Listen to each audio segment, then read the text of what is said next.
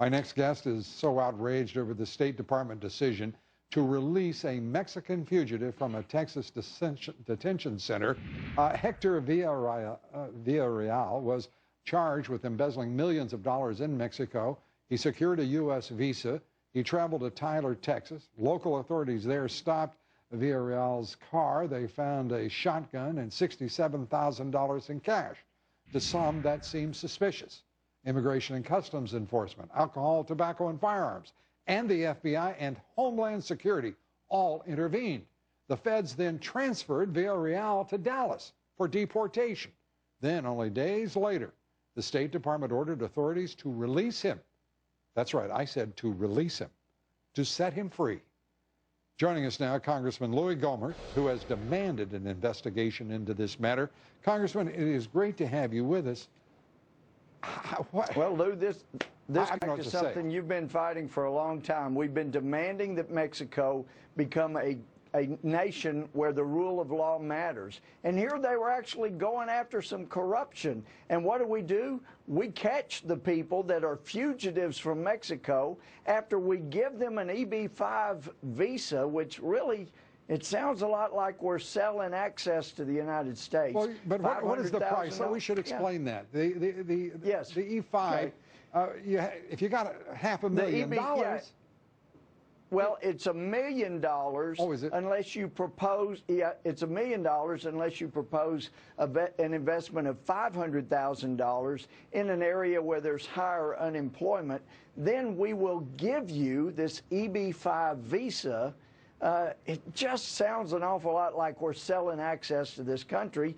These folks come in, and I was assured by the director of CIS this week at a hearing. Citizenship and Immigration Services, a division of Homeland Security. He said we do a thorough vetting, so he doesn't know how these folks would have gotten a visa to come in because they do such a thorough vetting. That's right. And well, there's a warrant in Mexico. They've been arrested. They've been let out on bond, we were told, for $1 million cash. And anybody knows you can't leave the country when you're out on bond. Yeah. So they get a private jet, head to the U.S. on our EB-5 visa. The State Department says even though they revoked the visa after they found out about the warrant in Mexico, nonetheless, since they came in legally, their hands were tied. That's why they told the Homeland Security and ICE they got to let their people go. And so, and it was almost to be a comedy. The law enforcement told me that when they brought them out of detention and told them the State Department said they had to let them go, Villarreal's wife said, but we're told we have to be deported to Mexico where the warrant is. And her husband yelled at her something in Spanish, and she just clammed up. And he told her to shut up. These clowns are going to let us go. Just hush. Yeah. Well, Villarreal may be a lot of things. He may be a nefarious character, but he is not completely stupid. Yeah, exactly. Yeah. And then within which we cannot say about the State Department. Well, we can't. Within a day or two, though, they notified ICE, Homeland Security. You know what? Maybe we should get those people back. They're going to get them back.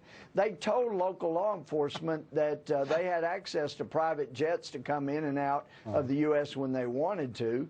And, of course, if you can buy a visa for $500,000 and you've got access to private jets, apparently this country is a lot more accessible than even you and I have talked about over the last 3 or 4 years. Unbelievable. Yeah.